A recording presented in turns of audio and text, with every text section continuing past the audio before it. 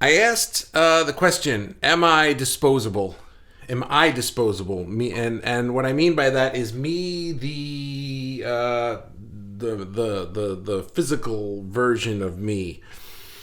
Mikey just joined. Hey, Bobby. Hey, Mikey. How you doing? If you're joining live and you start commenting, I usually ignore the comments, but I just saw that one, so I said hi. Sometimes I look down and I see them. I try not to. I try to focus on what I'm doing and get in the zone. But you distracted me. No, I'm kidding. I'll come back to all the comments. Am I disposable? Me, Bobby, right? And like I said, I'm trying to put a pin in this topic of self-awareness so that I can move on to other things, but I feel like it just keeps growing and growing, and I keep going deeper and deeper and figuring out more things about myself, which is really interesting to me. I hope it's interesting to you. So basically, it's kind of been like 20 years of I'm in the wrong business, or I don't like doing this, maybe I'll like doing that, or I'm following the wrong people's tactics, and I'm always trying to like diagnose myself by looking at symptoms and then trying to cure the symptom, and when I cure that symptom, I squish it down, then another one pops up, and it's like, because I was not getting to the root cause. And last week I was talking about this fear of success that I have, that I was afraid that, wow, if I were to actually succeed to the level that I want to, then I would die, and I didn't mean that literally, that like literally I would die, but that I would have an ego death, and that my ego was stopping me from reaching that level of success. And all of that is true, but it wasn't the full story, as I'd have discovered. So, and I really wish I would stop discovering things, because I just want to get to work. So, here's what I came up with in the last day or two. I started to say this yesterday, but I didn't really have it down, and I kind of paused halfway in between. But today I'm going to finish the thought. So I think that I had a messed up idea about my relationship between me and my higher self. And my messed up idea was that that me was just physical me, and my higher self was like this bigger thing, that I'm just a little part of. So like, imagine it like if I were the higher self, then the physical me is just like my pinky finger, and while my pinky finger is not disposable, I wouldn't cut it off and throw it away. It's also not really all that important. Like, if it got cut off and thrown away, it would be unfortunate, but I could still do the things that I do, except play piano the same. Right? So there's that. And if you asked me, I kind of knew that wasn't the case, but I think that deep down, I thought that because of like what had been drilled into my head my whole life, and it's just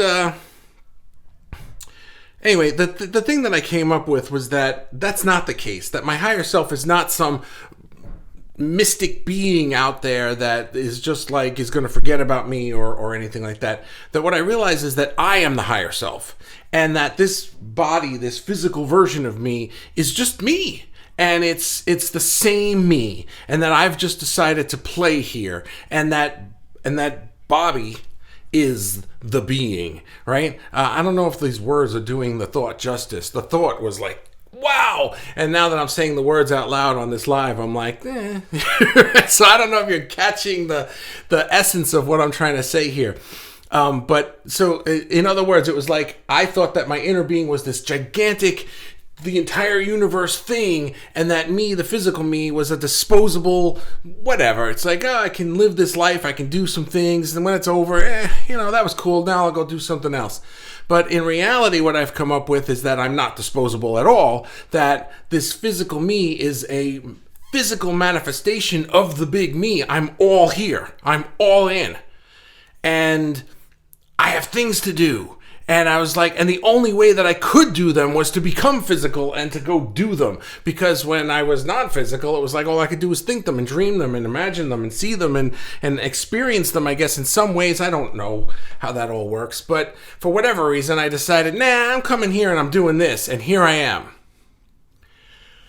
And here you are. And you're the same. It's the same for you. But say it in your words, So the answer, of course, am I disposable? The answer is no, I'm not disposable. Not to my higher self, because my higher self isn't some bigger thing that I'm aspiring to be. It's me. I am it.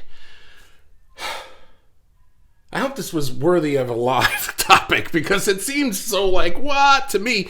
But I guess at the end of the day, what happened was, I feel like all of these things that I have been, all of the symptoms that I was trying to squash, now they all kind of dissipated, and I'm not really worried about them anymore. And I guess the big takeaway for me is that I had come into this group saying, like, I'm not going to try and figure out a business. I'm just going to kind of go with things.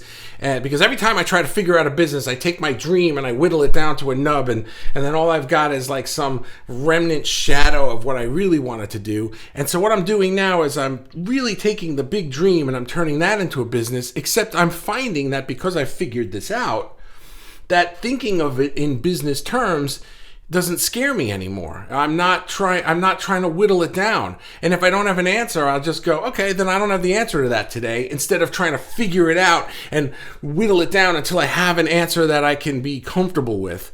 I'm just sitting in the discomfort of not knowing and going, well, I know, it's just not coming to me yet. So I'll just keep going, assuming that the answer will come to me.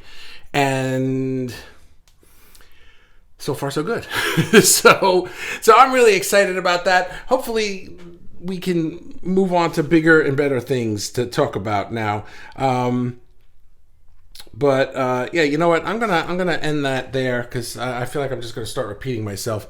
I thank you for following along with me the last 3 weeks. I feel like the last couple of days have gotten a little self-indulgent, and I didn't know how to really get into new things yet to talk about, because I just feel like it was such a momentous moment for me. It's almost like I'd been on this quest to solve a mystery for 20 years, and I did this week. And this is the week that I did, and you know what? I just want to look at it for a little while before I start something new. Which is why I skipped Monday's Daily Fuel, because I was just like, I don't know what the heck to talk about today. And I feel like I'm just on repeat right now.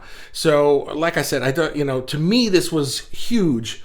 And I don't know if the words coming out of my mouth are expressing that. So let me see what you guys are saying, because now I see some comments. So Ray is here, Stace is here, good, thanks, how are you? Hey Bobby, says Mikey, right, okay, so this is where we were at. Ray says, you'll never be at the end, right.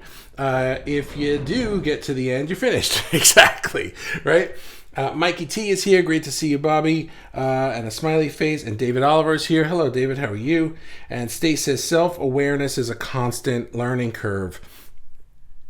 It is. It really is. And I don't feel like just to clarify what I was just saying, I don't feel like I figured out a mystery and now there's no more mystery. There's plenty of more mystery. But I think here's what it is.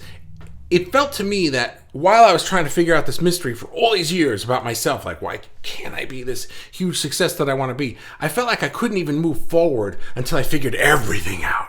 You know, I had to figure out the whole darn thing, and then I could take a step, you know? And now I'm like, wait a minute, time out. I figured this out. And then the next day I figure something else out. And the next day I figure something else out. And now I'm saying to myself, well, you're allowed to take steps while you figure out more and more, because there will always be more to figure out. I can keep peeling away the layers of the onion and find another onion inside with its own layers. So that's never, ever going to end. So yes, self-awareness is a constant learning curve. Totally, Stace. Mikey T says it's just about the actor and the persona, about the real connection between you and your inner light. This is very precise. Well, I am an official Ascenian, soul therapists, and we are a lot... my mouse is in the way. And we are not a lot on this paradigm. So, it's just about the actor and the persona, about the real connection between you and your inner light. And I feel like that's what I'm figuring out. Here's what I'm figuring out.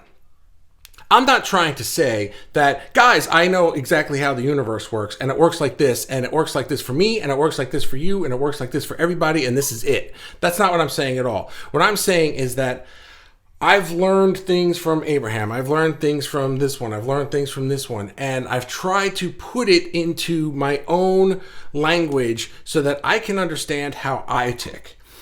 And the funny thing about language is that we can all use the same words. So let's say there are 10 of us having a conversation using the same words. We could have 10 different things that those words mean because we're all thinking of it from our own personal perspective. And from my personal perspective, I could not figure out how to be okay with the relationship between me and my higher self in a way that I could live life to the capacity that I knew I was able to.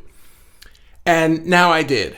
And I can only find certain words to express that to you that make sense to me. I don't know if the words I'm saying make... I just got a text message. I forgot to mute my phone.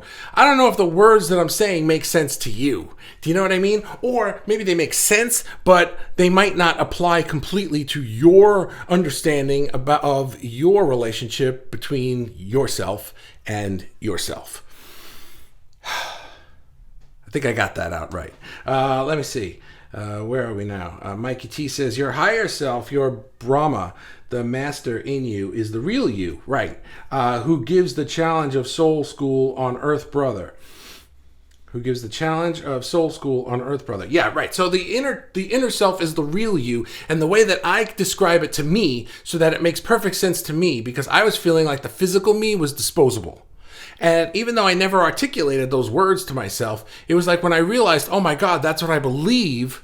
Well, that's not true. I don't feel that I am. And the way that I was able to re-articulate it so that it made me comfortable was to say that my inner self, my higher being, is the real me, except my physical me is a complete manifestation of the entire real me, not just my finger, right? Because that didn't make me feel good. That just made me feel like I was just, not even a finger, just a pen. I was just the pen that the inner self was using to make this show or to make this song. Like, just a pen. You know what? I'm out of ink. Bleh.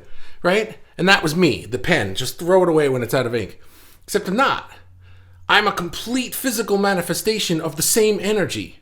And how do I know that? Because I can feel the energy. I can feel it. I can meditate and really feel it, but I can feel it all day long. And when I'm aware of it, I can tap into it. Oh man, this is liberating. I don't know if you care, but let's see. Ray wrote an essay. Let's see what it says. I understand. When I was a child, my parents thought I had an imaginary friend named John. I blamed things on John at least till my little brother was old enough to take the blame. John was always there for me to talk to. It wasn't until I was 30-something when I was having a name pendant made. I was having a name pendant made that I realized that the spelling was Jean with a G. John is always with me, a part of me. Lord Rage, I don't know how to pronounce that. I'm sorry. Is my familiar. Megan is that part of me that can deal with the world. Gentil is the me I was 500 million lifetimes ago. Jean-Mi is the main character in a book I've been writing for 30 years. And John is me at all times. That's cool. I'm sorry if I mispronounced any of those names, but I love that. I think that's really, really cool. And thank you for sharing that. You know what? I mean, if you wanted to share that in your own post with a picture, that would be really cool. You are always welcome to share whatever you like. I really wish I had muted my phone because now somebody has to be texting me right now. Forget it. Stace said, because you know what happens is that somebody texts you and you don't go to it, and then you get a text. It has to remind you 2 minutes later. So there's that. Stace says each thing you figure out leads to a step forward. Yep, we are not meant to learn everything at all at once, because when we would have no more steps to take. Yeah, exactly. Right. You're not until the end, because when you're at the end, you're finished, as Ray said a little earlier. And I'm aware of that. And once again, it was like I had this weird thought that I had to figure out everything before I could even take a step. And again, I don't think I ever articulated that to myself. It was like if I didn't figure it out, I'd be the pen that ran out of ink. I don't know. Mikey T gives me this, and Robin is here. Hi. How you doing? We're done. So, okay. If that is the last comment, then Robin, you can have the booby prize, and I will leave. And so, you know what? Thank you so much for spending some time with me. Tomorrow is Thanksgiving here in the United States.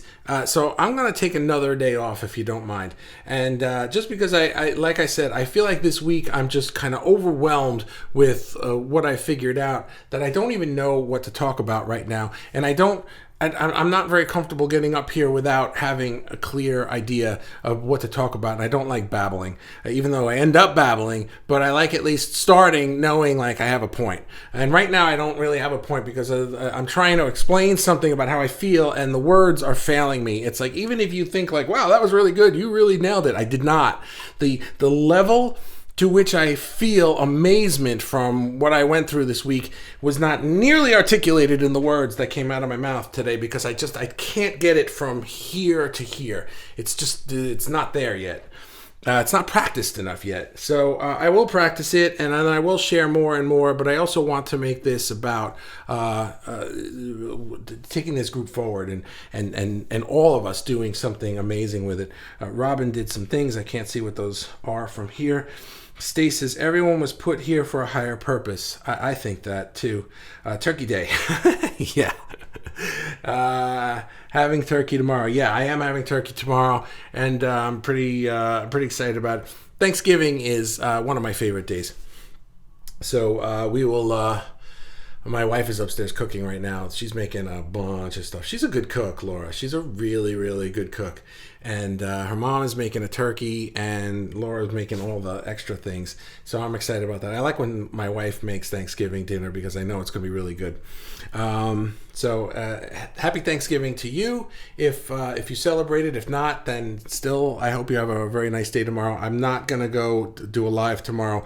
I'm planning to come back on Friday, and I want to get back into having meaty things to talk about. So I am going to split. Oh, look at that. My thing says 433. 4 people live and 3 ups, likes, and 3 hearts. So thanks, guys. I appreciate you spending some time with me today, but I am going to leave now. And Robin, you lost the booby prize, and Stace stole it from you. So, oh well. Sorry about that. Guys, have a wonderful day. I'll see you tomorrow. Not tomorrow.